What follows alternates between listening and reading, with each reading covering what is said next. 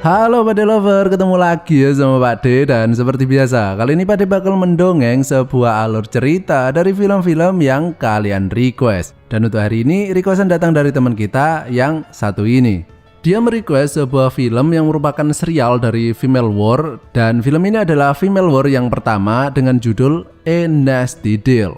Film ini adalah film dengan adegan genjotan yang wow banget. Pokoknya meningkatkan nafsu makan lah ya.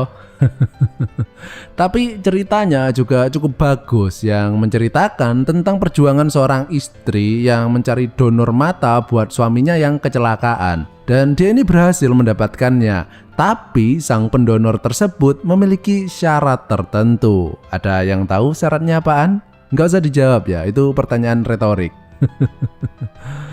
Ya wes lah, langsung saja kita masuk ke video. Silahkan klik dulu tombol subscribe-nya, klik. Kalau sudah, silakan duduk yang manis, jejer yang rapi, siapkan sabun Lifebuoy, baby oil, pemeran 19 detik yang sudah mengaku, dan Pak De, puter intro nih Pak De.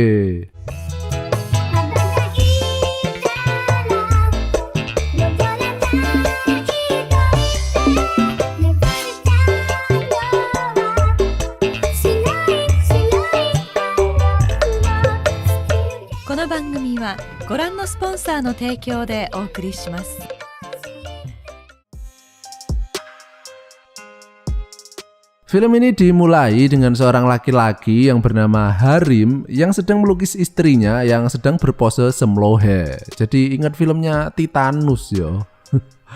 Istrinya ini bernama Sun Yang dan mereka ini kemudian ngobrol-ngobrol. Tiba-tiba lampu ruangannya itu kelap-kelip kayak lampu dugem yang biasanya merupakan tanda-tanda kemunculan suster ngesot, suster keramas, suster mandi besar, dan lain-lain.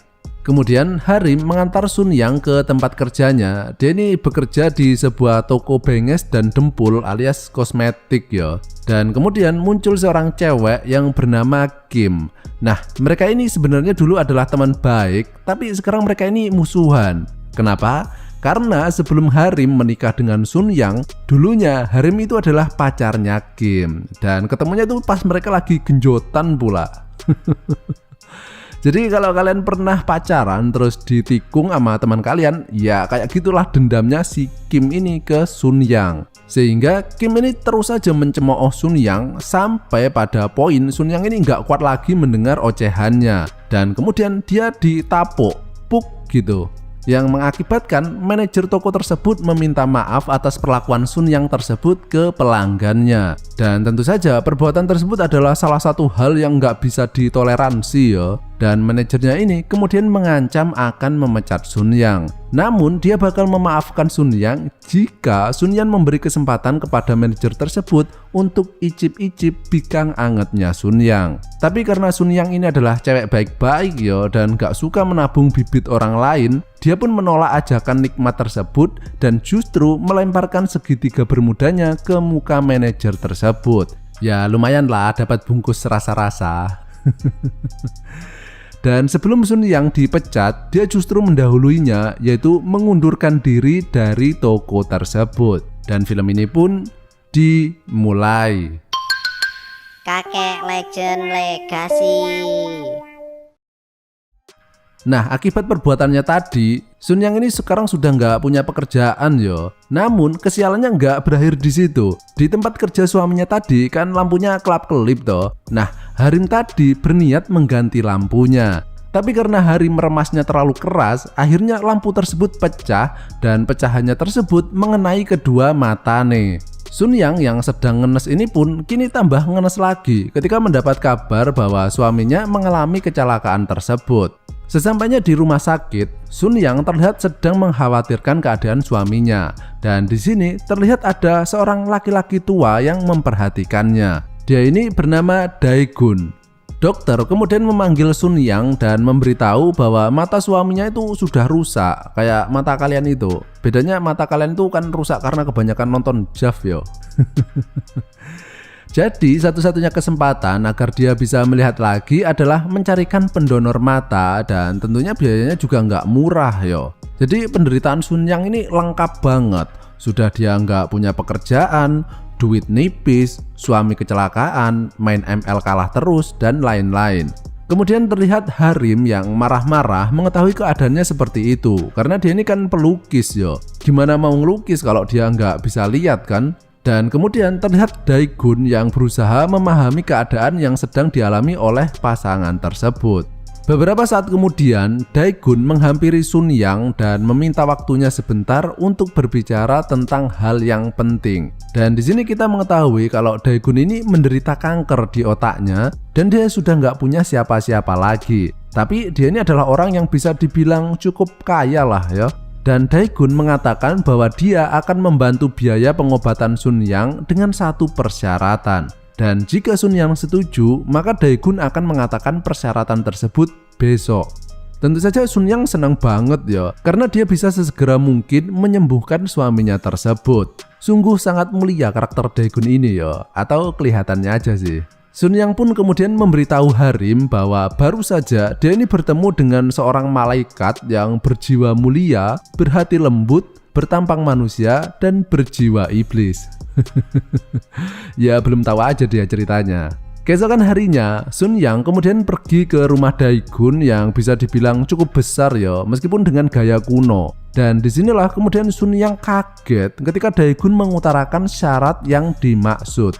Jadi Daegun ini kan sakit udah lama, dan akibat sakitnya tersebut kemudian secara tidak langsung berefek ke burungnya. Jadi selama ini burung Daegun ini dalam mode hibernasi alias tidur terus nggak bangun-bangun. Dan Daegun ini mengatakan bahwa di sisa hidupnya ini dia ini pengen banget bisa merasakan nikmatnya bikang anget meskipun itu cuma sekali. Dan di sini Sun Yang pun agak down ya mendengar persyaratan tersebut. Sun Yang kemudian meminta waktu untuk berpikir ulang dan dia kemudian pulang. Dan melihat wajah suaminya yang begitu riang karena dia menganggap bahwa sebentar lagi dia akan sembuh, kemudian membuat Sun Yang menjadi bimbang. Sun Yang pun kemudian mencoba mencari-cari alternatif biaya lain selain yang ditawarkan oleh Daegun. Keesokan harinya, Sun Yang merendahkan dirinya dengan memohon bantuan kepada Kim. Dan Sun Yang kemudian menceritakan semua hal yang sudah terjadi beberapa hari ini. Tapi mungkin rasa benci Kim kepada Sun Yang itu besar banget yo, sehingga dia menolak untuk membantunya. Tapi ternyata enggak.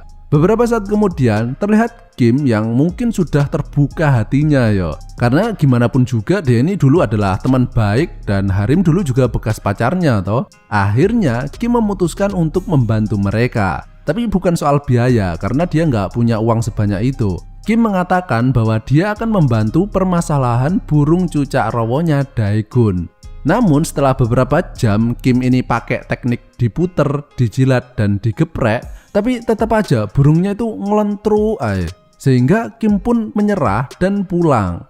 Dan di sini terlihat Daegun yang sudah memanggil notaris dan membuat surat pernyataan pemberian harta yang dimaksud yang sudah ditandatangani. Hal ini untuk menunjukkan bahwa Daegun ini benar-benar serius akan janjinya tersebut. Tapi dia baru akan menyerahkan surat tersebut kepada Sun Yang jika Sun Yang berhasil membangkitkan titik dewa ngelentruknya. Namun Sun Yang ini masih enggan ya untuk menuruti permintaan Daegun. Sehingga malamnya dia mencoba mencuri surat tersebut. Tapi ternyata Daegun sudah menduganya. Dan sekali lagi mengatakan bahwa Sun Yang bisa memiliki uangnya jika ia berhasil menuruti persyaratan Daegun.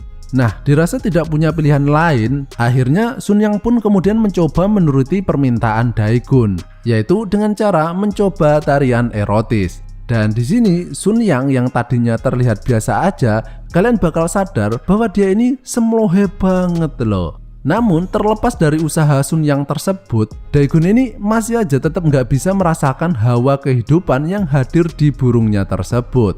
Keesokan harinya, Sun Yang browsing-browsing untuk mencari informasi apapun itu yang sekiranya bisa membuat tiang listrik bisa menjadi kokoh lagi. Dan dengan informasi tersebut, dia pun langsung berbelanja rempah-rempah yang dimaksud dan langsung memasaknya. Tapi tetap aja nggak berhasil. Sampai kemudian pas Sun Yang sedang berbelanja rempah-rempah tersebut, dia kemudian dipanggil oleh seorang laki-laki tua yang melihat isi belanjaannya dan dia langsung tahu bahwa itu untuk keperluan dunia perburungan. Kemudian laki-laki itu memberitahu cara pengolahan yang benar untuk mendapatkan hasil yang maksimal. Dengan segera, Sun Yang mempraktekkan ilmu yang baru saja didapatkannya. Keesokan harinya, akhirnya ramuan kemarin ternyata berhasil. Terlihat Daegun yang begitu senang, tapi Sun Yang yang kemudian sadar bahwa burung yang sudah terbangun sudah sewajarnya harus ditidurkan lagi. Akhirnya Sun Yang pasrah ketika Daegun memaksanya untuk berbagi lahan bercocok tanam. Dan setelah selesai, Sun Yang pun menagih janji Daegun. Namun Daegun mengatakan bahwa barusan itu cuma test drive aja, yang tentu saja membuat Sun Yang ini marah yo. BTW Mbak Sun Yang ini mungkin nggak terlalu cakep ya, tapi di film yang berdurasi 2 jam ini kalau kalian nonton, kalian bakal melihat Mbak Sun Yang ini sering banget menggigit bibirnya kayak gini, yang bakal membuat sebagian dari kalian meningkat nafsu makannya.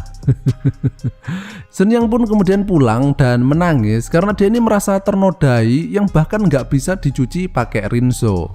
Namun Harim ini nggak ngerti ya kenapa istrinya tersebut menangis. Keesokan harinya, Sun Yang kembali menagih janji Daegun, dan akhirnya Daegun mengatakan bahwa dia akan menyerahkan surat tersebut. Tapi dia pengen makan bikang angetnya 1 kali lagi dan dia akan bertobat. Sun Yang pun kemudian mengiyakan permintaan tersebut karena dia ini memang butuh banget uang tersebut ya. Dan sekali lagi terjadilah pertempuran kolosal antar gender yang sudah ada sejak terciptanya manusia. Namun setelah selesai, seketika itu juga Daegun ini langsung lupa dengan janjinya. Ini orang kayaknya emang saudara nama kakek Sugiono, sama-sama busuknya. Dan akhirnya Sun Yang sadar bahwa mungkin dia ini sudah terjebak perjanjian dengan iblis, yang dia sendiri nggak tahu kapan atau gimana caranya dia bisa terbebas dari Daegun. Keesokan harinya pun sama, meskipun Sun Yang ini sudah muak dan marah-marah ke Daegun, tapi Daegun dengan leluasa bisa menikmati bikang angetnya Sun Yang. Setelah itu, Daegun dan Sun Yang pergi ke dokter untuk rutinitas cek kesehatan Daegun, dan di sini ia mendapat kabar mengejutkan. Penyakit Daegun tadi kini dinyatakan sembuh, yang tentu saja membuat Daegun sangat seneng yo, yang bertolak belakang dengan wajah Sun Yang. Sun Yang pun kemudian memohon kepada Daegun agar segera memberikan uang yang dijanjikan tersebut. Tapi Daegun yang kini sudah sehat dan juga burungnya yang sudah berkicau setiap hari sadar bahwa dia ini sekarang memiliki kuasa atas tubuh Sun Yang. Bahkan suatu malam dia ini nekat datang ke tempat tinggalnya Sun Yang dengan dalih ingin bertemu dengan Harim. Dan Harim yang nggak tahu watak asli Daegun ini adalah seorang kakek durjana tentu saja menyambutnya dengan senang hati. Karena dia inilah yang bakal membantunya untuk mencarikan donor mata dan juga membiayainya. Namun di sini kalian bisa melihat yo bahwa apa yang diucapkan Daegun sangat berbeda dengan perbuatannya. Berhubung Harim ini nggak bisa melihat kan, dia ini melecehkan Sun Yang di depan suaminya. Dan ketika pulang, Sun Yang yang sangat marah kemudian napuk pipi Daegun. Dan di sini Daegun yang sudah merasa menjadi lelaki normal dan sehat, perkasa melebihi Harim, kemudian justru mengatakan bahwa dia ini jatuh cinta kepada Sun Yang.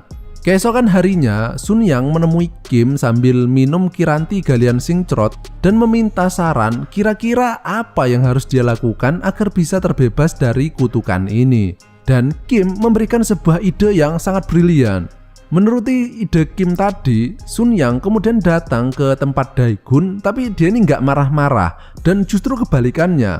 Sun Yang berakting seolah-olah dia ini jatuh cinta juga kepada Daegun dan merasa muak harus mengurusi orang buta.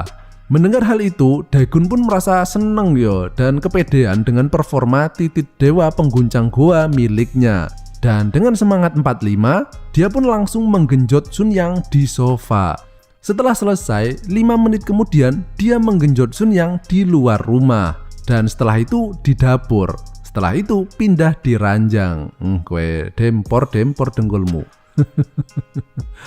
Dan ketika di rumah, barulah dia bisa mengeluarkan ekspresinya yang sebenarnya. Di mana Sun Yang ini berkorban dan melakukan semua itu tadi agar dia bisa segera melihat suami yang dicintainya ini kembali seperti sedia kala.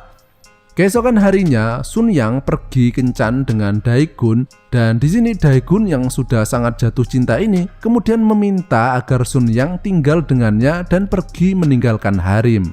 Sun Yang menyetujui hal tersebut, tapi dia meminta agar Daegun tetap menyembuhkan Harim seperti janjinya dulu barulah Sun Yang akan pergi meninggalkan suaminya dan tinggal bersama Dae-gun.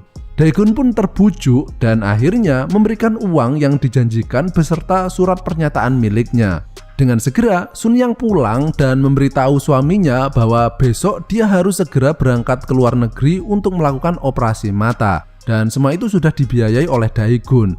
Setelah itu, di sini terlihat Sun Yang yang datang ke rumah Dae-gun membawa koper besar yang menyatakan bahwa dia kini akan hidup bareng Dae-gun. Dae-gun tentunya seneng banget yo, akhirnya dia bisa memiliki wanita yang diidam-idamkannya ini. Dan dengan segera dia pun melakukan penggenjotan. Nah, tapi ketika melakukan penggenjotan, Sun Yang menutup mata Dae-gun menggunakan kain segitiga bermudanya, dan dia kemudian mengambil sebuah pulpen, tapi di dalamnya itu bukan pulpen ya, melainkan jarum yang sangat panjang. Sun Yang pun kemudian menusuk jantungnya, dan yang kedua kalinya dia menusuk ubun-ubun Dae-gun. Dan beberapa detik kemudian, akhirnya Dae-gun pun modiar dalam kenikmatan.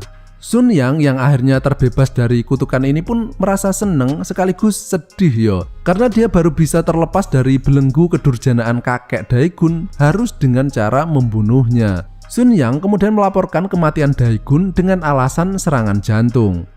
Beberapa hari kemudian terlihat Sun Yang yang sedang menunggu kedatangan Harim, dan akhirnya Harim kini sudah sembuh dan bisa melihat lagi, dan mereka pun kembali hidup bahagia, dan film ini pun berakhir.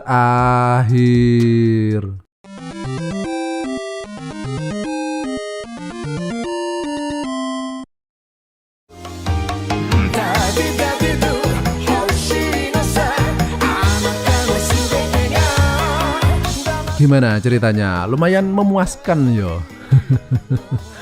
Untuk adegannya nonton sendiri ya, pokoknya mantep lah, apalagi pas lagi gigit bibirnya gitu. Dan serial film Female War itu sendiri ceritanya memang lumayan digarap ya, jadi nggak cuma mengandalkan adegan penggenjotan saja. Dan kalau kalian suka dengan serial ini, nanti Pak D bisa melanjutkan ke judul kedua, ketiga, dan selanjutnya, oke? Ya wes lah, cukup sekian, dan jika kalian masih pengen mendengarkan suara Pak D, kalian bisa melakukannya dengan cara mengklik salah satu video yang muncul di layar kalian saat ini. Oke wes, terima kasih dan sampai jumpa di tongkrongan selanjutnya, masih bersama Pak D. Bye bye.